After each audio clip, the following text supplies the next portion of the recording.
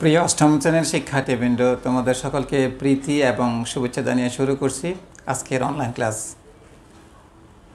আশা করি তোমরা সবাই যার যার অবস্থানে থেকে সুস্থ আছো, ভালো আছো। সালাম এবং শুভেচ্ছা জানাচ্ছি আমার সম্মানিত অভিভাবকবৃন্দ, সম্মানিত সহকর্মীবৃন্দ, যারা আমাদের ক্লাসগুলো দেখছেন এবং শুনছেন। প্রিয় শিক্ষার্থীবৃন্দ, আশা করি তোমরা তোমাদের অনুশীলন কার্যক্রম চালিয়ে যাচ্ছ বাসায়। তারই ধারাবাহিকতায় আমি গত দুটো ক্লাসে, একটি ক্লাসে পিথাগোরাসের প্রমাণ এবং এরপরে ক্লাসে পিথাগোরাসের সংশ্লিষ্ট নবম অধ্যায়ের আর একটি সৃজনশীল, আজকে আরেকটা সৃজনশীল নিয়ে তোমাদের কাছে হাজির হয়েছি। আজকে আমরা রাজশাহী বোর্ড 2019 সালের একটি প্রবলেম নিয়ে আলোচনা করব। ওখানে কি আছে দেখো, এখানে একটা চিত্র দেখতে পাচ্ছ, যেটা একটা ত্রিভুজ DEF। ওই ত্রিভুজের দেওয়া আছে EF স্কোয়ার সমান DE স্কোয়ার যোগ DF স্কোয়ার। সেখান থেকে আমাদের কোয়েশ্চান হয়েছে একটি ঘনকের ধার 5.5 সেন্টিমিটার হলে এর সমগ্র তলের ক্ষেত্রফল। তারপর উদ্দীপকের আলোকে প্রমাণ করে যে ডি কোণটা 90 ডিগ্রি বা সমকোণ যদি P এবং Q যথাক্রমে DE, এই DE ত্রিভুজের মধ্যবিন্দু P, DE বাহুর মধ্যবিন্দু P এবং EF বাহুর মধ্যবিন্দু Q হয়, তখন আমাদেরকে প্রমাণ করতে বলছে PQ সমান হাফ অফ DF। দেখো কোশ্চেনটা আরও স্পষ্ট হবে যখন আমরা প্রবলেমটা সলভ করব। এখানে প্রথমে কতে বলছে একটি ঘনকের ধার 5.5। এখন ঘনক কী জিনিস? ঘনক হচ্ছে, তোমরা সবাই জানো যে ছক্কার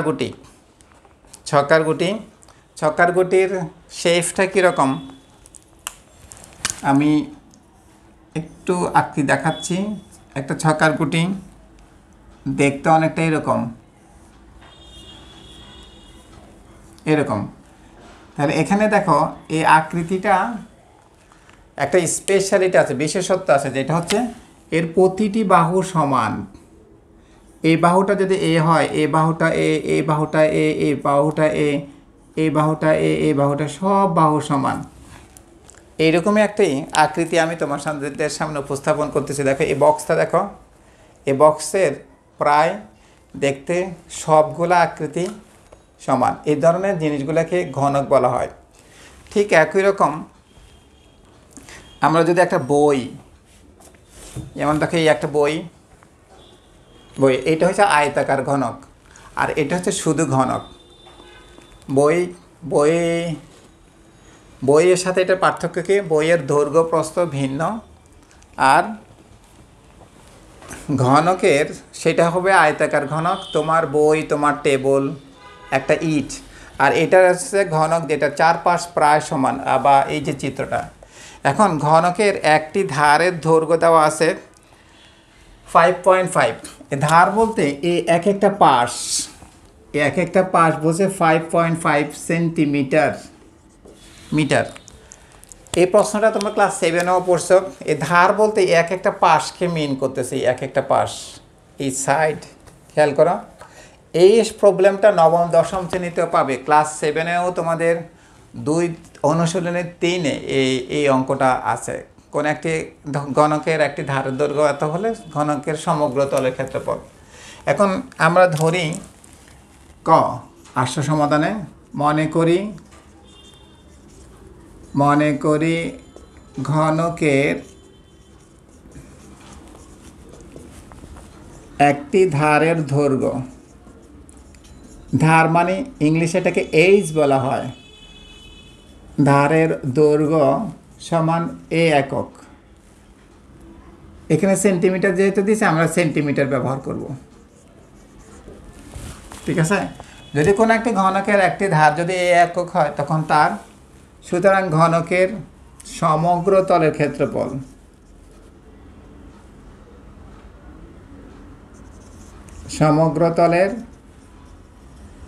ক্ষেত্রফল, এর সূত্র হয়েছে 6a স্কোয়ার। 6a square. আচ্ছা, আমরা এখানে ঘনকের একটি ধারের দৈর্ঘ্য এ সমান লিখেই ফেলি 5.5 সেন্টিমিটার।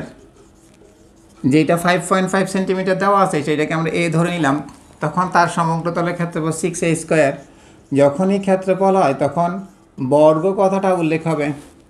এবার আমরা 6 এর মান বসাই 5.5 এত বর্গ সেন্টিমিটার।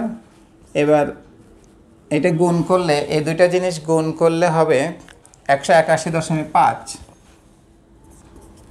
ক্যালকুলেটারে আমরা 5.5 স্কোয়ার করে আর 6 দ্বারা গুণ করলে 181.5 বর্গ সেন্টিমিটার। এ হচ্ছে ক এর উত্তর। ঠিক আছে, তাহলে ঘনকের একটি ধার যদি এই সমান 5.5 সেন্টিমিটার হয়, তখন ঘনকের সমগ্র তলের ক্ষেত্রফলের সূত্র হচ্ছে 6a স্কোয়ার। তো 6 ইন্টু a স্কোয়ারের মান বসালাম, তখন এটা হিসাব করলে 181.5 বর্গ সেন্টিমিটার হয়। এটা হচ্ছে ক এর উত্তর। এবার খতে আসো। খতে উদ্দীপকের যে ত্রিভুজটা দেখতে পাচ্ছ, সেরকম একটা ত্রিভুজ দেওয়া, সেই ত্রিভুজের ডি কোণটাকে সমকোণ প্রমাণ করতে হবে। আমি চিত্রটাকে আবার একটু আঁকি। আমাদের কি দেওয়া আছে? D E F. এই ত্রিভুজটাকে আমাকে, এই ত্রিভুজটার মধ্যে আমাকে দিয়েছে উদ্দীপকে ই এফ স্কোয়ার সমান ডিই স্কোয়ার যোগ ডি এফ স্কোয়ার। যদি আমাকে এই জিনিসটা দেওয়া থাকে, তাহলে আমাদেরকে ডি কোণটাকে 90 ডিগ্রি প্রমাণ করতে বলছে। ডি কোণটাকে 90 ডিগ্রি প্রমাণ করতে বলছে। ঠিক আছে, এটাই কোশ্চেন। এখন এই কোশ্চেনটা আলোচনা করার আগে আমরা পিথাগোরাসের উপপাদ্যটা আবার একটু পড়ে আসি। পিথাগোরাসের উপপাদ্যটা এখানে আমাদের, কারণ সমকোণ ডি কোণটা কখনোই সমকোণ হবে, যখন সমকোণ হয় তখন এটা অতিভুজ মিন করবে, আর অতিভুজ স্কোয়ার সমান লম্ব স্কোয়ার যোগ ভূমি স্কোয়ার, অথবা অন্য দুই বাহুর স্কোয়ারের বর্গের যোগফলের সমষ্টি। এখানে দেখো, এটা যদি 90 ডিগ্রি হয়, তাহলে ডিই স্কোয়ার অন্য বাহু, ডিএফ স্কোয়ার অন্য বাহু, দুইটা বাহুর যোগফল সমান ই এফ স্কোয়ার, এটা মিন করতেছে। ই এফ মানে অতিভুজ এখানে মিন করতেছে। তাহলে আমরা এটা প্রমাণের জন্য আসি। বিশেষ নির্বাচন আছে, মনে করি ডিইএফ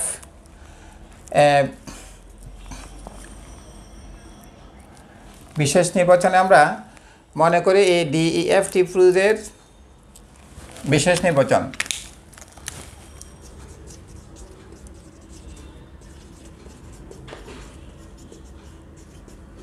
বিশেষ নির্বাচন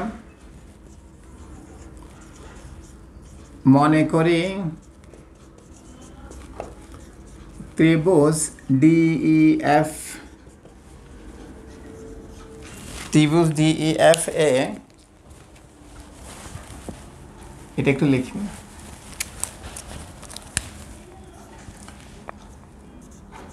ই এফ স্কোয়ার সমান ডিই স্কোয়ার যোগ ডিএফ স্কোয়ার। প্রমাণ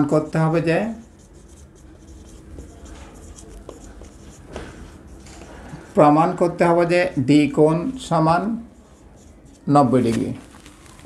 ঠিক আছে, এবার অঙ্কন। আমরা অঙ্কনে কি করব? ঠিক আরেকটা ত্রিভুজ অঙ্কন করব।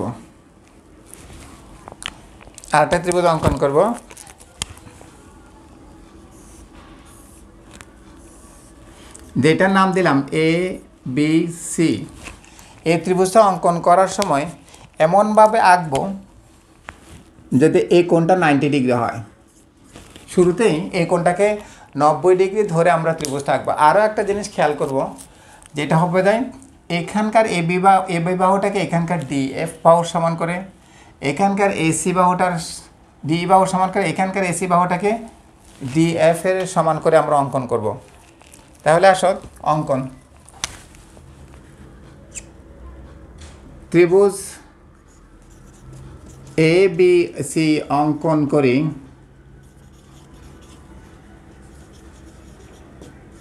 যেন এ বি এটার ডি এর সমান, এটার এসি এটার ডি এফ এর সমান,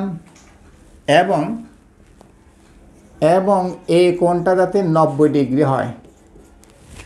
এই কোণটা যাতে 90 ডিগ্রি হয়।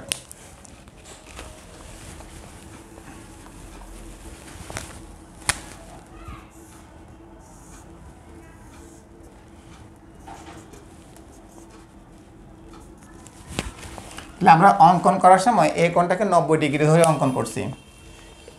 এবার আসে প্রমাণ।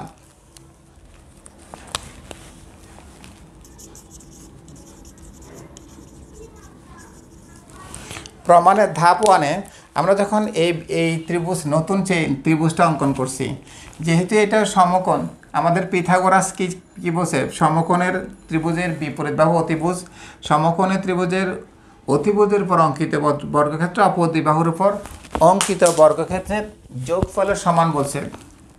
তাহলে ত্রিভুজ এ বি সি এ, ত্রিভুজ এ বি সি হতে পিথাগোরাসের উপপাদ্য অনুসারে পাই,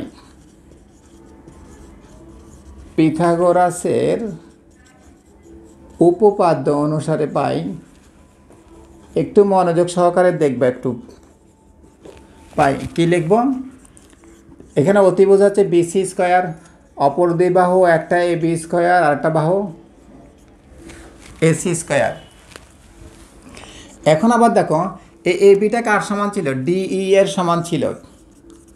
দেখো আমরা এখানে যখন এ বিটা অঙ্কন করছি, এই এ বি এখানকার ডিই, এই ডি এফ এখানকার এসি, খেয়াল করো। তাহলে আমি এ বি এর পরিবর্তে ডিই লিখতে পারি, আবার এসি এর পরিবর্তে ডিএফ লিখতে পারি। এখন আবার দেখো ডিই স্কয়ার যোগ ডিএফ স্কয়ার, এটা আমাদেরকে উদ্দীপকে দিয়ে দিছে দেখো। তাহলে এটা পরিবর্তে কি ইএফ স্কয়ার, তাহলে বিসি স্কয়ার সমান ইএফ স্কয়ার, এখানে বা দিয়ে লিখি। এবার আমি বর্গমূল করি, বর্গমূল করলে স্কয়ার স্কয়ার কাটা যাবে, ডিএফ বিসি সমান ইএফ, বিসি সমান ইএফ, ঠিক আছে। তাই আমরা এ বাহুটা বিসি বাহু সমান ইএফ বাহু, ইএফ বাহু সমান বিসি বাহু, এটা পাইলাম। এবার আমরা এই দুইটা ত্রিভুজ একটু মিলাই দেখি, মিলাই দেব। এখন আমরা ত্রিভুজ এ বি সি ধাপ 2, এটা যদি ধাপ 1 হয়, এটা যদি ধাপ 1 হয়, এটা হবে ধাপ 2।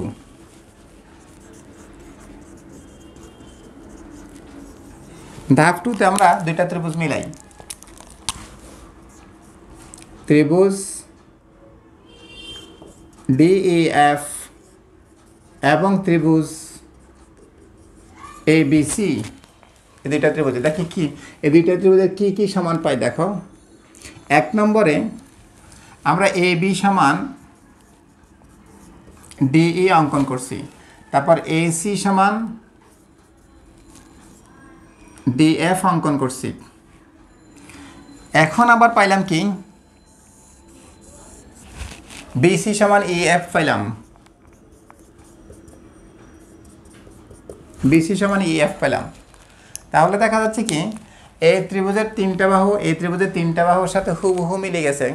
যখন একটা ত্রিভুজের 3টা বাহু, অন্য ত্রিভুজের 3 বাহু, একটা ত্রিভুজের 2টা বাহু একটি কোণ, অন্য ত্রিভুজের 2টা বাহু একটি কোণ, একটি ত্রিভুজের একটি কোণ 2টি বাহু, অথবা 2টি কোণ একটি বাহু, অন্য ত্রিভুজের 2টি কোণ একটি বাহু যদি সমান হয়, তখন দুইটা ত্রিভুজ সর্বসম হয়।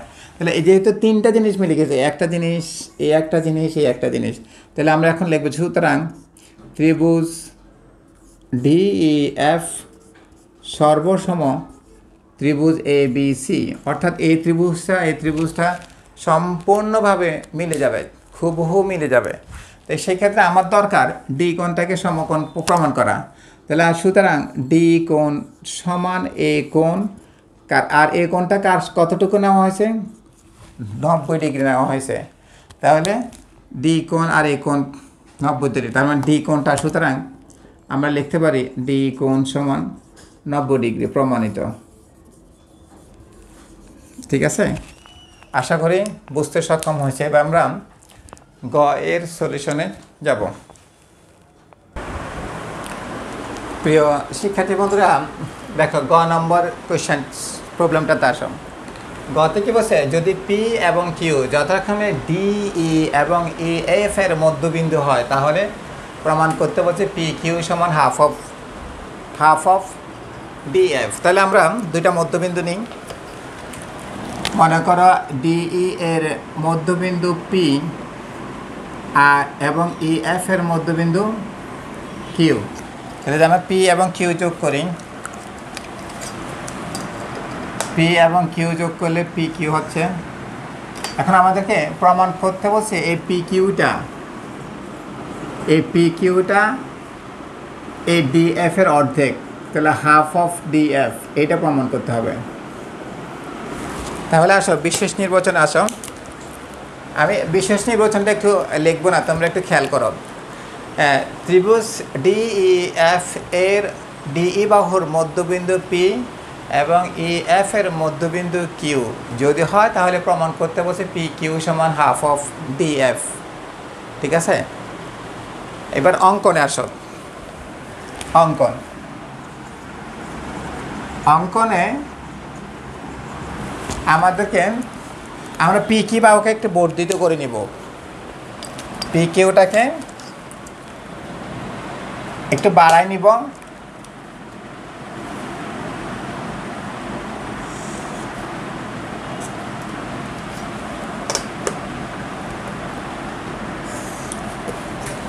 দেখো পি কিউটাকে বাড়ালাম, কতটুকু বাড়ালাম, আর পর্যন্ত বাড়াইলাম।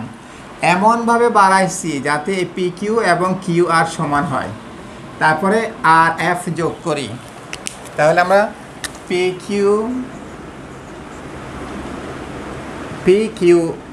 এবং কিউ যোগ করে বর্ধিত করি। বর্ধিত মানে বাড়ানো, বর্ধিত করি যেন পি কিউ সমান কিউ আর হয়।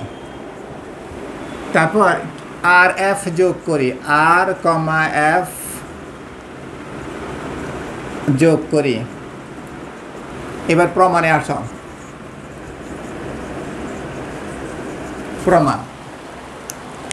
প্রমাণে দেখো এখানে দুইটা ত্রিভুজ উৎপন্ন হয়েছে, এই একটা ত্রিভুজ, এই একটা ত্রিভুজ। আমরা এই দুইটা ত্রিভুজের মধ্যে এই একটা ত্রিভুজ আর একটা ত্রিভুজ হচ্ছে এই নীল ত্রিভুজটা।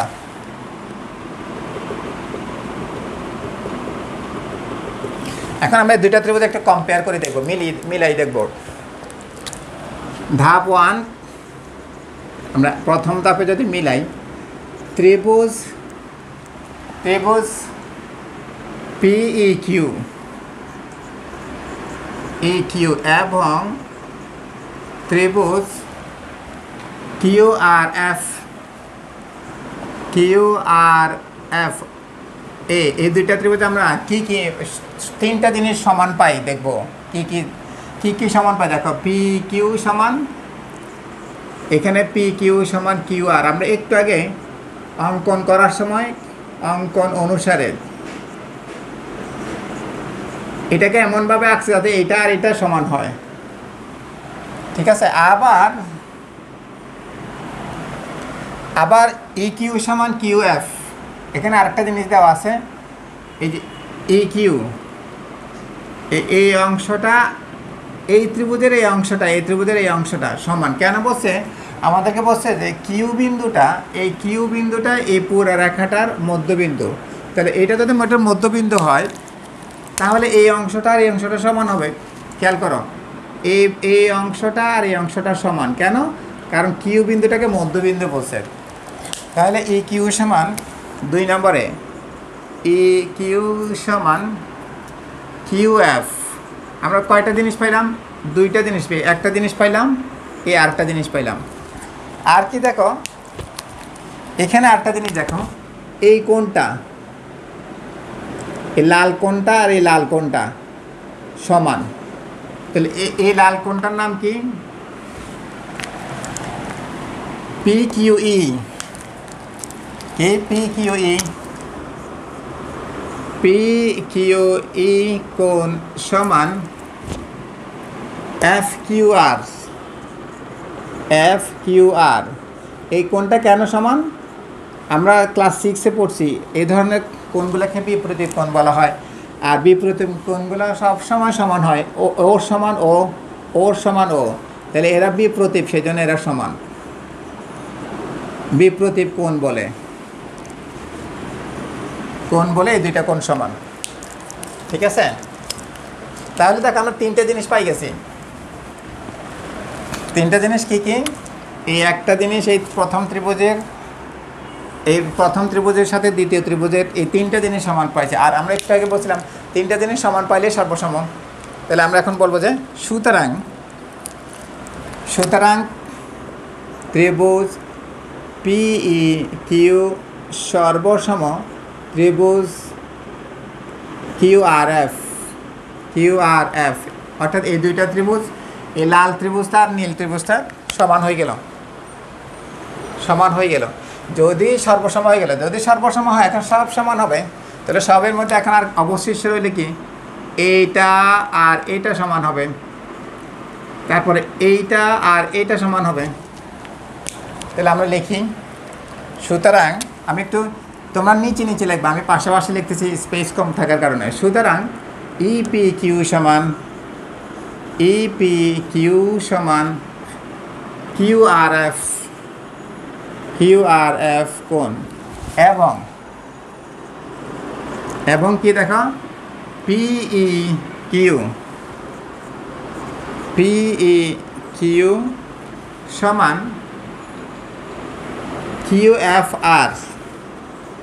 কিউএফআর, এই কোণটা, এইটার এই কোণ, এইটার এই কোণ, এই দুইটা কোণ সমান। ঠিক আছে, এখন আবার পিই কিউ সমান, এবং এই দুইটা কোণ একান্তর। দেখো আমরা যদি এটাকে এইভাবে একটু ড্র করি, এইটা হচ্ছে ডি ই বাহু, এইটা হচ্ছে আর এফ বাহু। এখানে যদি এই ই এফটা যদি এখানে ছেদ করে, ডি ই বাহু আর এফ বাহুকে ই এফটা যদি ছেদ করে, তাহলে এই কোণটা কি? একান্তর কোণ। তাহলে এই দুইটা কোণ একান্তরের কারণেও সমান হয়। ঠিক আছে, আচ্ছা দেখো, এই দুইটা যদি একান্তরের কারণে সমান হয়, তখন এই দুইটা বাহু সমান্তরাল হবে। তাহলে আমাদের একটা বাহু কি? ডিই, আর একটা বাহু হচ্ছে যে এফ আর। সুতরাং ডিই সমান্তরাল এফ আর। ডিই যদি সমান্তরাল হয়, তাহলে ডিপি, সুতরাং ডিপি সমান্তরাল এফ আর। খেয়াল করো, এই পুরা বাহুটা আর এই বাহুটা যদি সমান্তরাল হয়, তাহলে এই অর্ধেক অংশটাও সমান্তরাল হবে। তাহলে ডিএফ, অর্থাৎ এই বাহুটা আর এই বাহুটা সমান্তরাল। একটু খেয়াল করো, এটা দুইটা যদি সমান্তরাল হয়, এখন এই যে পি ডি এফ আর, এটা একটা চতুর্ভুজ উৎপন্ন হয়েছে। খেয়াল করো, পি ডি এফ আর, এটা একটা চতুর্ভুজ উৎপন্ন হচ্ছে। যদি কোনো একটা চতুর্ভুজের দুইটি বাহু সমান্তরাল হয়, তখন সমান এবং সমান্তরাল হয়। আমরা এখনো সমান প্রমাণ করতে পারি সমান্তরাল। সুতরাং আমরা লিখতে পারবো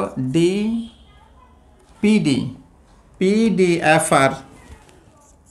সুতরাং পিডি এফ আর একটি সামান্তরিক।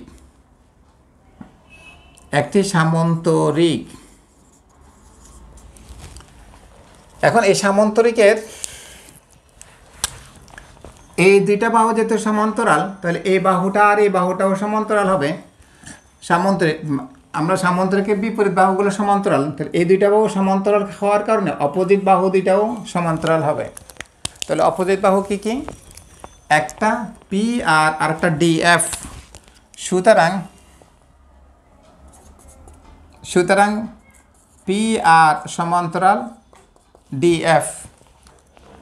ঠিক আছে, পি আর সমান্তরাল ডিএফ। এবার আমরা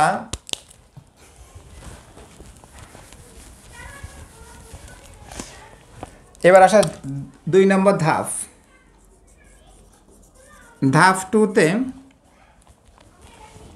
ধাপ টুতে দেখো আর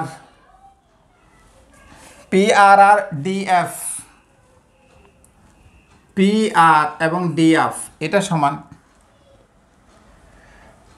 যেহেতু সামান্তরিক PR সমান DF, খেয়াল করো এটা যখন আমরা সামান্তরিক প্রমাণ করলাম বা স্বীকৃতি দিলাম, তাহলে বিপরীত বাহু এই PR এর সাথে এই DF সমান হবে।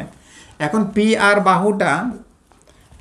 বাহুটা দুইটা অংশ, একটা PQ আর একটা QR। তাহলে PR কে আমি PQ যোগ QR সমান DF। আবার দেখো আমরা কোন এক জায়গায় লিখছি PQ এবং QR পরস্পর সমান জায়গায়, এখানে দেখো, এবং অঙ্কনের সময় এই PQ এবং QRটা সমান। তাহলে আমি QR জায়গায় PQ লিখতে পারি। দেখো QR যেটা, এটাও PQ, এটাও PQ। তাহলে PQ কয়টা হচ্ছে? দুইটা PQ। তো দুইটা PQ সমান DF। তাহলে PQ সমান এই দুইটাকে আমরা এখানে নিয়ে যাই DF।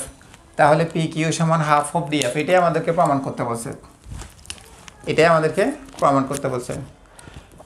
তাই একটু বারবার ভিডিওটা একটু প্লে করে দেখবা, তাহলে বুঝতে একটু সক্ষম হবে। এরপরে যদি কোনো কিছু ভুল ত্রুটি হয়ে থাকে তোমরা কমেন্ট করবা আর ক্ষমা সুন্দর দৃষ্টিতে দেখবা। পরবর্তী ভিডিওগুলি দেখার আমন্ত্রণ জানিয়ে এখানে শেষ করছি। সবাই সুস্থ থাকবা, ভালো থাকবা। আসসালামু আলাইকুম।